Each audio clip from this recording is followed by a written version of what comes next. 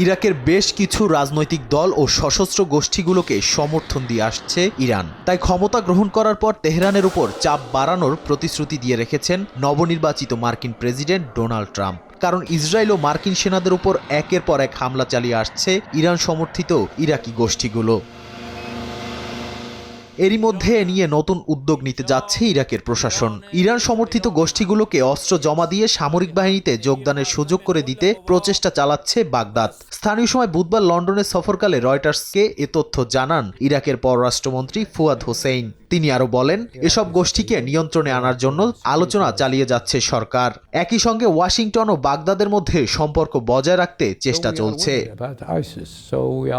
এদিকে সিরিয়ায় আসাদকে হটিয়ে বিদ্রোহী গোষ্ঠী HTS এর ক্ষমতা গ্রহণ ইরাকের জন্য গুরুতর উদ্বেগ হয়ে দাঁড়িয়েছে। কারণ 2003 সালে মার্কিন আগ্রাসনের পর সিরিয়া থেকে ইরাকে প্রবেশ করেছিল গোষ্ঠীটির সদস্যরা। নাদিম মারজান, সময় সংবাদ।